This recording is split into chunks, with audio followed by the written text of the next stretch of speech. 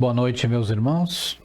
É com grande satisfação, com grande alegria que estamos aqui novamente. Uma tarefa junto a essa casa que temos tanto carinho, a união sagrada de nosso Pai. Hoje trazemos um estudo maravilhoso, de um espírita maravilhoso também, que foi Caibar Chutel, carioca, né? Que muito cedo foi para São Paulo desenvolver sua obra. Ele, como prático de farmácia, se fixou no interior de São Paulo, mais especificamente na localidade de Matão, que depois ele ajudou a emancipar. E foi o primeiro presidente da Câmara de Vereadores. E assim foi até os 70 anos de idade, mais ou menos, quando ele deixou, né, a nossa convivência para ir viver no mundo celestial. Mas deixou uma imensa obra também, muitos ensinamentos espíritos, muitas interpretações. E hoje a gente traz uma interpretação de Caibar Chutel sobre a parábola do mal rico, como está no Evangelho, né? E que ele intitulou então a parábola do rico e de Lázaro. Ele nos deixou esse legado, esse ponto de vista, né? Às vezes as parábolas precisam ser entendidas. E nada melhor do que espíritos muito iluminados, né? Os missionários que vêm à Terra para divulgar a nossa doutrina. Nada melhor do que esses espíritos para nos explicar melhor as parábolas de Jesus.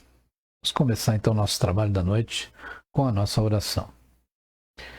Pai amado, Jesus, amigo e toda a espiritualidade que hoje está conosco. Agradecemos essa oportunidade de trabalharmos em mais uma tarefa junto à nossa doutrina. Que possamos transmitir bons ensinamentos, ao mesmo tempo que aprendemos muito.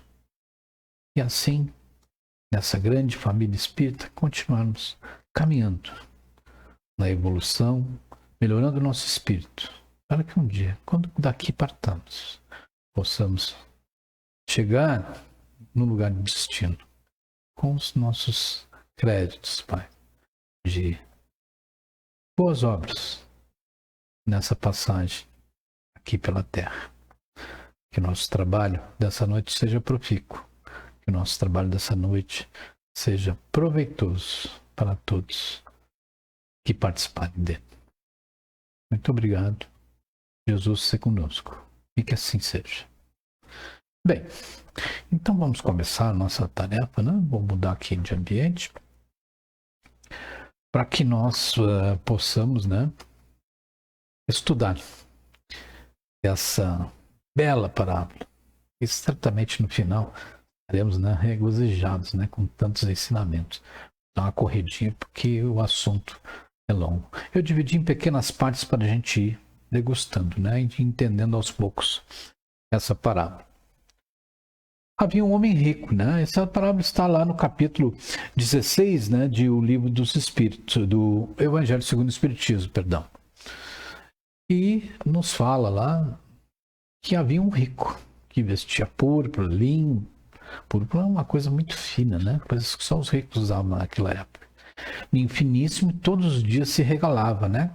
Na opulência, né? Na sua capacidade, né? Na sua condição de homem rico, podia ter inúmeros prazeres. E havia um mendigo que estava em sua porta sempre, que era Lázaro, né? Que sonhava, desejava apenas as migalhas do que caía da mesa do rico, mas ninguém las dava. E os cães vinham lamber as chagas de Lázaro como consolo.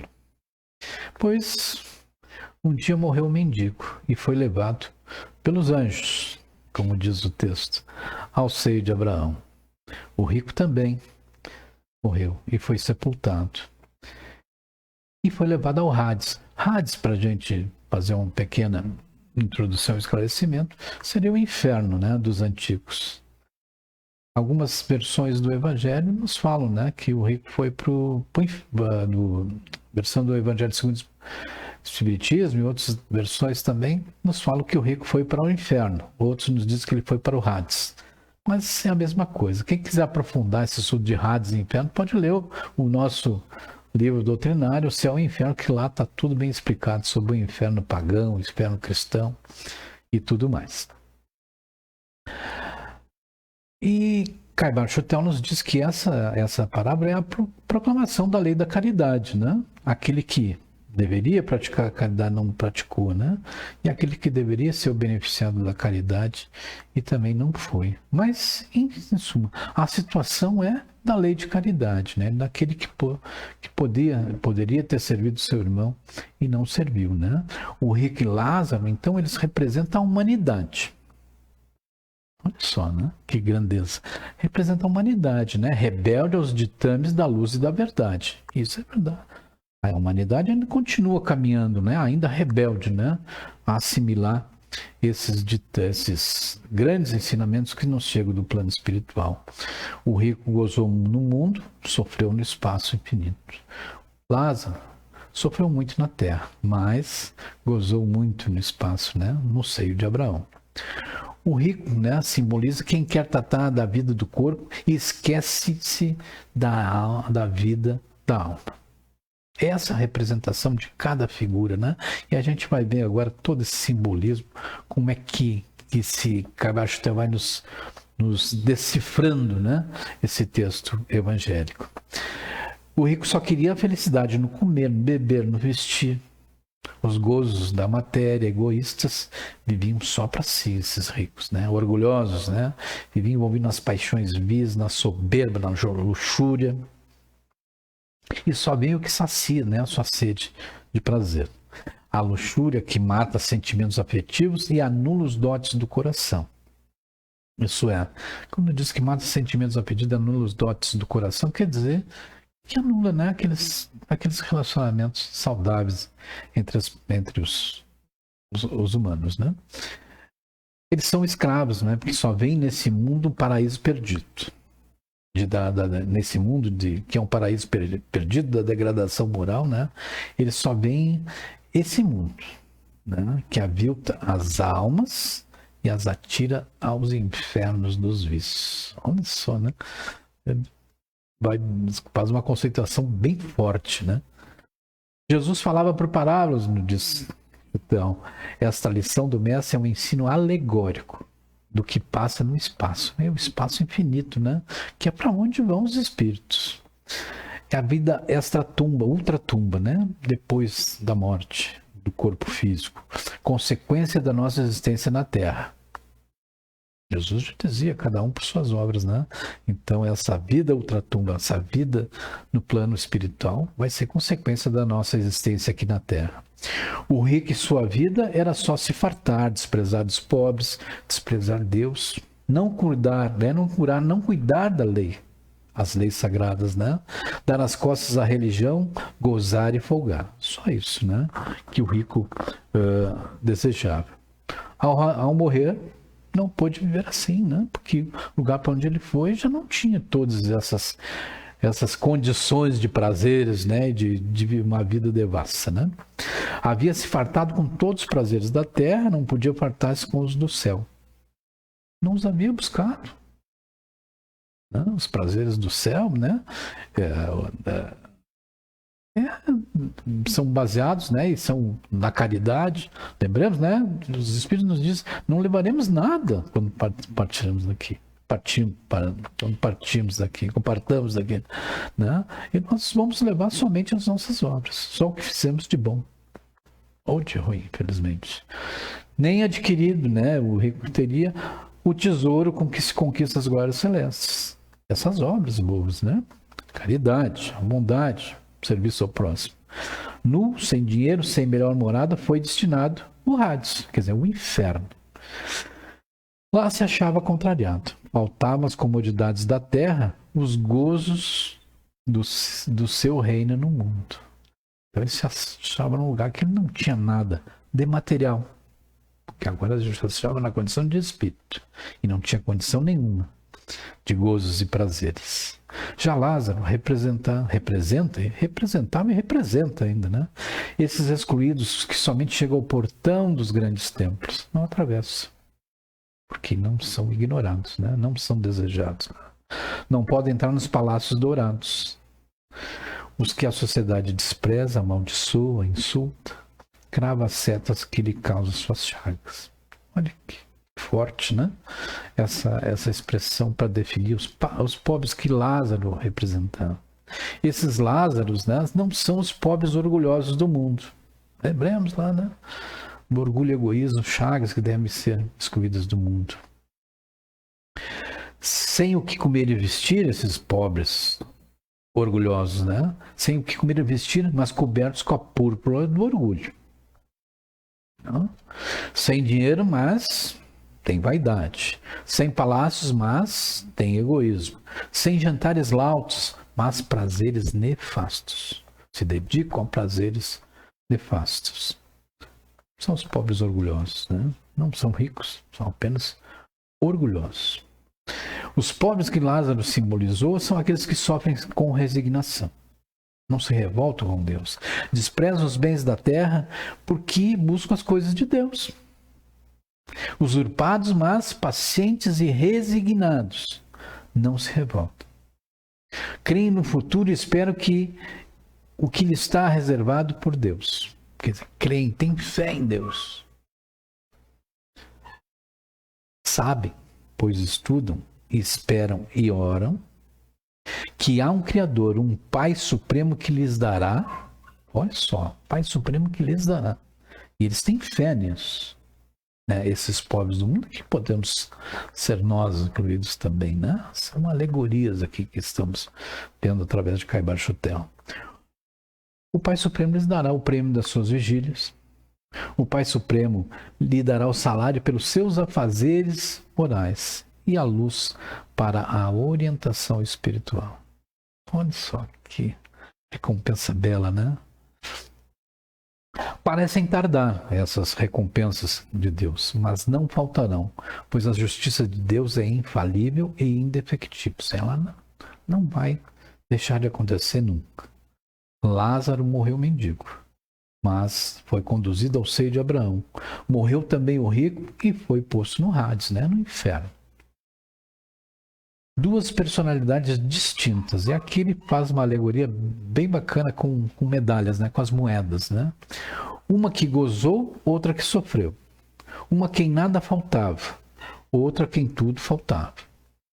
Vão trocar agora as suas condições, né? O rico vai sofrer e Lázaro então vai estar no gozo, na plenitude, no seio de Abraão. Muda o cenário, o mendigo vai para a abundância e o rico vai a mendigar. Não? Trocando. A gente nunca está, né? Esse é um grande ensinamento. A gente nunca está, nunca é. A gente sempre está. Uma hora para outra pode virar. O reverso da medalha, né? A medalha aqui significa uma moeda que se apresenta todos os dias do julgamento. A todos no dia do julgamento, perdão. Um dia nós vamos acertar contas da nossa passagem aqui na Terra. E essa medalha, né? Essa moeda vai aparecer. Tem de visto as medalhas? Nos pergunta ele. Né? Num lado a figura do rei, mas do outro o seu valor real. Figura, aparência. No outro, o real valor do espírito, né? Que desencarna. Cada um de nós é uma medalha, nos dizer, uma moeda, né? E como a medalha vale segundo o câmbio corrente, segundo o valor que está lá, não é verdade? Também nós valemos de acordo com o câmbio espiritual, pelas nossas obras, pelos nossos defeitos, pelos nossos erros, né? Que taxa o valor das nossas almas. Vai ser né, o juntar de tudo isso que vai nos dar o valor da nossa medalha. Aqueles que olham só a efígie, quer dizer, só o rosto, né? Aquele rosto do rei, ou aquela significação de uma figura, né? Não conhecem o valor do dinheiro nessa medalha. Aqueles que os homens só pelas aparências não conhecem o valor dos homens. A efígie, né? O verso é o retrato do rei, mas a medalha não vale o rei. Olha só, né? A medalha não vale, né? Aquele rei que está estampado. Os que veem o homem pelas aparências, pelo exterior, não o conhecem. É essa simbologia que ele está nos trazendo. Genial a questão aí, como traz, né, Caibar Chutel. Nós não valemos a estampa, né? a efígie, né? Nós olhamos que está no valor lá da moeda. O exterior do homem é a efígie da vaidade, do egoísmo e do orgulho. E é verdade. Vale na medalha o reverso. O que vale no homem é o interior. Que bacana essa alegoria, né? O espírito. Não adianta olharmos para o corpo, não adianta olharmos para a nossa compreensão física, né? É o espírito que vai realmente dar o valor. O rico, símbolo do rei, mas depois que morreu, viu o seu valor, que não permitiu senão uma entrada no Hades, no inferno. O pobre, seu sacrifício lhe deu o valor de ser elevado pelos anjos ao seio de Abraão. O pobre, né? Ele se conquistou essa condição. É diferente o julgamento de Deus do julgamento dos homens. Isso é verdade, Cabachetel está muito certo. Deus não se deixa levar pelo preconceito. Deus não se deixa levar pelo juízo humano. Muitos se enganam, né? Achando que Deus pode ser comprado, Deus pode ser ludibriado, Deus pode ser conquistado, né? Com coisas efêmeras do mundo. Mas o que é esse seio de Abraão, né? Que Lázaro foi recompensado para o seio de Abraão? É a liberdade do espírito. É lá que ele curte, né, a sua liberdade. É onde os espíritos caminham livres com seus corpos imponderáveis, já libertos da carne. Realizam novas conquistas, né? Fazem novos conhecimentos, novas descobertas e aprendendo essas novas verdades que os elevam em conhecimentos e felicidade. Começa a conhecer coisas que dão ao espírito condição de avaliar diferente, um olhar diferente sobre suas vidas, né? Sobre sua condição espiritual. Quanto mais progredimos, mais aprendemos. Lá nesse mundo da imortalidade, da luz e da verdade. E quanto mais aprendemos, mais sabemos amar a Deus e ao nosso próximo. Veja, esse aprendizado também é uma evolução do espírito. Né? É o mundo da fé verdadeira que abala e transporta montanhas. Sabemos, né? Abala e transporta montanhas é uma fé imensa, né? Jesus já nos alertava disso. Dá calma e bonança àqueles que imploram o auxílio de Jesus. Olha, como os discípulos do mar da Galileia, tomados pelo tufão. Lembra? Os discípulos estavam lá em meio ao mar da Galileia. Um tufão, né? Uma grande tempestade se abateu e vem Jesus caminhando então pelas águas. Aí são confortados pelo lenço, que ainda isso adverte. Homens de pouca fé. Né? Quando Pedro, que havia começado a caminhar pelas águas, afunda porque se distraiu. Mas todos foram consolados, né? E auxiliados por Jesus. Abraão, nesse personagem que a gente traz aqui hoje, é o patriarca dos hebreus, né? Um homem de muita fé, hein? Figura importantíssima, né? No Velho Testamento. Sua fé a cada dia mais se aperfeiçoar. Tanto que Deus propôs que ele sacrificasse o seu filho, né? Isaac. E ele não vacilou, levou Isaac até o lugar. E na hora derradeira, Deus então o liberou desse juramento, né? Porque queria apenas testar a fé de Abraão. Ele era um homem de muita fé mesmo. Ele era um crente sincero na imortalidade. Olha só, lá nos tempos idos, né? Via o espaço com espíritos. O espaço infinito com muitos espíritos. Conversava com os espíritos. Tinha relações com os espíritos contínuas. Né? O pai Abraão, patriarca dos judeus. Dos hebreus, de judeus e hebreus, né? Era o seu seio predileto, esse estado, né? Esse espaço infinito onde ele se encontrava. Era o seu paraíso. Seu céu e sua felicidade. Abraão vivia muito feliz nesse espaço infinito onde ele liderava grande número de espíritos, inclusive Lázaro. Para aí foi Lázaro, não? Tinha liberdade de locomoção pelos ares, ele havia sofrido na terra, né, aguilhoado pela dor, na miséria, privado das delícias do mundo. Mas ele cria num Deus supremo. Deu-lhe existência, esse Deus, né? Lhe deu a existência de expiação de provas para a reparação dos males que ele havia cometido anteriormente, né? Havia descuidado das coisas divinas e só tratados de gozos efêmeros, que nem esse rico, que estava convivendo com ele e que não dava as migalhas de sua mesa para Lázaro. E assim Lázaro saldou a sua conta. E ao sair da prisão corpórea, né, como diz Caibar Chutel, tinha pago o último centimo, quer dizer, a última parte da sua dívida. Não ficou nada. E reconquistar o reino da liberdade e da luz. O seio de Abraão, né?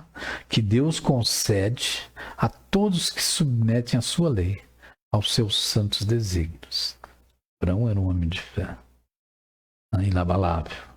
É em seu seio que Lázaro é recebido, porque essa concessão é de Deus, né, a todos aqueles que têm fé. Se submete à sua lei, né? O Hades é um mundo, né? Vamos estudar o Hades agora. É um mundo nas entranhas da terra, nas entranhas calorosas da terra. Que pensais vós que seja? Para os antigos, meus amigos, era um mundo subterrâneo. Para lá iam as almas que não foram boas durante a sua existência. Dê uma lida lá no Céu e Inferno, né? Tem bem caracterizado essas coisas. É um mundo subterrâneo, né? O corpo ficava no sepulcro, mas o espírito ia para o Hades. Não é um lugar. É muito importante isso, Caibar Chutel nos traz esse esclarecimento. Não é um lugar físico, mas é um estado de espírito, de profundo sofrimento, pelas obras da sua passagem pelo mundo. Veja, não é um lugar, é um estado de espírito. O espírito tem esse estado de sofrimento, né? Na questão 1011 de O Livro dos Espíritos, Kardec pergunta se haverá no universo um lugar, né, circunscrito para penas e gozos dos espíritos, segundo seus merecimentos. E a espiritualidade responde a Kardec: as penas e os gozos são inerentes ao grau de perfeição dos espíritos. Quanto mais elevado, menos penas, né? Mais gozos, mas não são os gozos que a gente pensa aqui na Terra, né? Gozos físicos, carnais. Não. Os gozos da satisfação do espírito em estar cada vez mais perto da perfeição junto ao Pai. Cada um tira de si mesmo o princípio da sua felicidade e de sua desgraça. Cada um tira de si mesmo. Então, esses lugares lá que Kardec pergunta, não existem. Esses lugares são feitos por cada um, né? Conforme as suas obras. E como eles estão por toda parte, os espíritos, nenhum lugar circunscrito ou fechado existe, especialmente destinado à felicidade ou à desgraça. É o espírito que cria o seu lugar. Quando se diz que o espírito entrou no Hades, isso quer dizer, olha que profundo esse ensinamento. Quer dizer que, figuradamente, que ele tomou conhecimento de si mesmo. Viu-se na sua profunda miséria moral, cuja consequência é o indizível sofrimento. Ele toma conhecimento de si mesmo e da sua miséria moral, cuja consequência é o indizível sofrimento e a impossibilidade de se aproximar dos espíritos felizes. Olha, não? É realmente você colher todas as suas obras aqui na Terra. Daí essas almas não podiam sair. Assim como nós, em corpo de carne, né, não podemos sair deste mundo. Vejam só, né? Como Caibar Chutel é muito feliz, né, nessas alegorias, nessa maneira de falar, né? É um lugar, mas criado pelo próprio homem. Viam com os olhos da alma esses espíritos que estavam no Hades. Era o sofrimento deles, porque podiam ver o que se passava no alto. Por isso, o rico viu Lázaro no seio de Abraão. E eles não podiam ter as regalias como Lázaro, que havia, né, se elevado e havia saldado sua conta espiritual. O rico não tinha essa regalia, ainda tinha muitas contas a acertar. Por isso que no Evangelho diz, né, que o rico levantou os olhos e viu ao longe Abraão e Lázaro no seu seio e clamou: Pai Abraão, tem compaixão de mim e manda Lázaro que molhe a ponta do dedo e me refresque a língua, porque eu estou atormentado nessa chama. Estava no inferno, né, sofrendo. O rico queria água. Antes, vinhos, licores, mas no Hades pedia água. Mas não se tratava de água dos rios ou das fontes. Ele queria o consolo. A sede não era do corpo, era de consolação, de esperança, de perdão. Entendeu a causa de suas dores, a vida dissoluta no mundo, essa vida desregrada, e a chama viva do remorso que abrasava a sua consciência, queimava a sua consciência, o deixava muito mal. Então, veja, o inferno não é que o inferno seja um grande caldeirão, não, uma grande fogueira. É a consciência que queima, né? É o remorso que abrasa. Queria a água da vida. Essa água da vida que Jesus havia dado à mulher da Samaria, lá no poço, né? Essa água do perdão dos pecados que havia cometido. Perdão dos seus pecados que havia cometido contra todos aqueles que mendigam dos homens, como Lázaro, a qualidade da atenção para as coisas divinas. Ele havia cometido esses pecados e não ter, né, dado essa atenção. E Abraão responde ao rico: filho, lembra-te que recebesse bens de Lázaro os males. Entre nós e vós há um grande abismo. Nem nós podemos passar para aí, nem tu pode vir para cá. Cultivastes a matéria que não vos deixa levar e chegar até nós. Então o rico viveu uma vida apenas de matéria, né? Veja, quando a gente lê essa parábola, né? Essa passagem lá no Evangelho segundo o Espiritismo, lá no capítulo 16, não se pode servir a Deus a mamon, está lá a parábola do mal rico, né? A gente não tem essa interpretação aqui. Cabastel foi muito genial, né? Ao trazer essas interpretações, esclarecimentos para nós, né? Cultivar essa matéria que não vos deixa de levar até nós e chegar até nós, né? Lázaro teve os olhos voltados para o alto, não tendo tempo senão de pagar dívidas materiais, e conquistou o lugar em que se acha atualmente. Lázaro, né, sofreu muito, queria só as migalhas na mesa do rico, e ninguém lhes dava. E apenas os cães, né, foram carinhosos com eles e vinham lamber-lhe as chagas. O rico via Lázaro no seio de Abraão. Tinha que ser exortado a se regenerar. Ele tinha que vir ao mundo, pagar sua dívida, para, como Lázaro, subir ao seio de Abraão. Também era seu filho, e Abraão não deixaria seu filho perecer. Abraão era o pai de todos, né? O pai Abraão.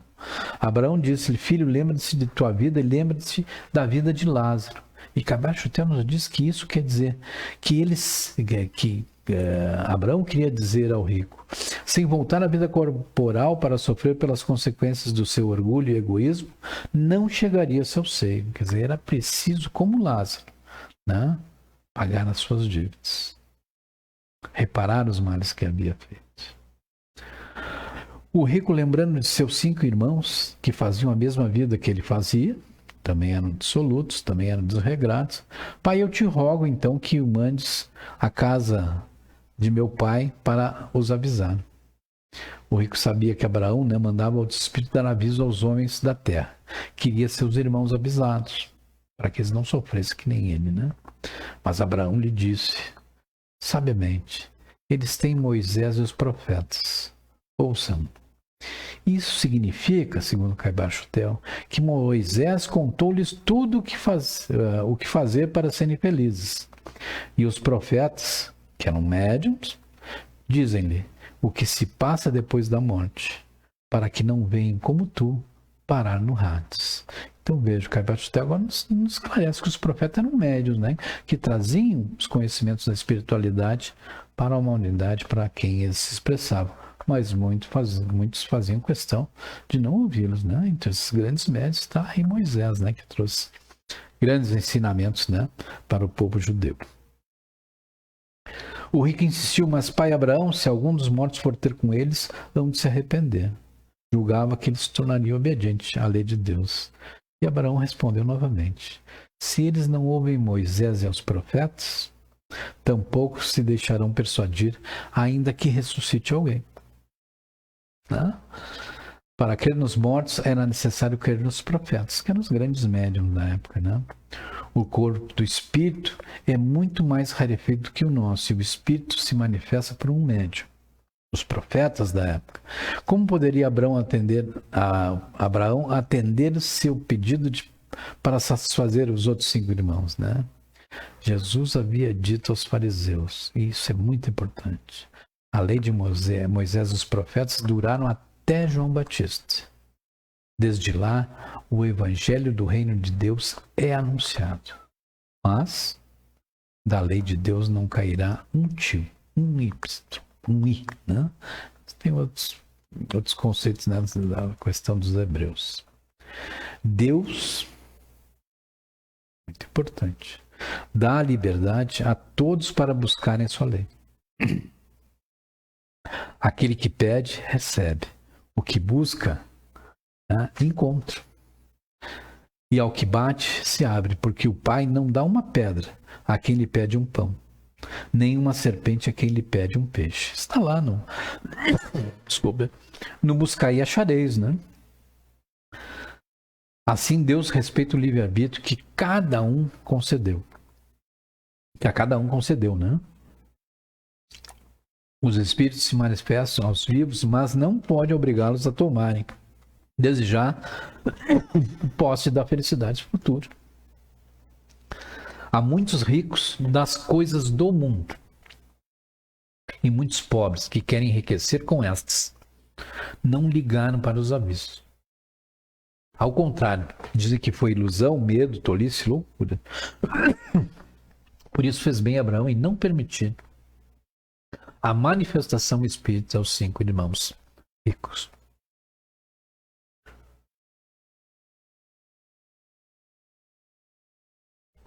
Desculpe. E para encerrar também, então, a gente é muito feliz em nos fazer uma analogia com uma fábula muito famosa, né? A fábula da cigarra e da formiga, de La Fontaine, né? Ele diz que o homem que se quer convencer pela força, há de lhe acontecer o que aconteceu à cigarra de La Fontaine. Ela cantou a sua vida, mas depois chorou a sua morte. E há de voltar chorando na outra vida para, com justa razão, cantar na imortalidade. Então veja, a parábola do rico de Lázaro nos fala de caridade, nos fala do quanto o espírito tem ainda que sofrer para se melhorar, mas as recompensas são muito saudáveis. É o seio de Abraão, né? A liberdade do espírito, o amar a Deus, o amar ao próximo. Uma grande lição, uma grande parábola, agora muito mais esclarecida, né? Pelas palavras desse genial espírito, que tanto serviço, né, prestou à nossa doutrina, e ele é chamado, né, o pai dos pobres de Matão, porque era um homem que tinha uma obra admirável e ajudava todos a quem ele puder, a quem pudesse, né? Então, meus irmãos, esse é o nosso estudo de hoje, e a gente agradece mais uma vez a oportunidade dos irmãos da União Sagrada Nosso Pai de nos darem essa tarefa, né? E que a gente está sempre à disposição e que temos o grande prazer de cumprir esses pedidos, né? Essas tarefas que nos são dadas, porque a nossa doutrina é a nossa dedicação, é o nosso objetivo de servir. Que essa lição de hoje possa ter calado fundo em nosso coração e possa ter sido útil para todos nós. E assim, com a tarefa cumprida, nós vamos encerrar a nossa participação hoje com a nossa prece de encerramento. Então, agradecendo mais uma vez ao Pai Celestial, a Jesus, a esse amigo, nosso mestre e exemplo para nossas atitudes aqui na Terra, assim como essa espiritualidade que nos protege, essa espiritualidade que nos intui nesses momentos de estudo, de reflexão. Que possamos ter uma boa noite de sono, no descanso das atividades diárias. E durante esse sono que a gente possa ter com bons espíritos a nos orientar, a nos dar conhecimentos valiosos. E que o nosso fim de semana de descanso e convivência junto à família seja pleno de felicidade, de alegria e muita, mas muita convivência pacífica e amorosa entre todos. Muito obrigado. Jesus, se conosco e que assim seja.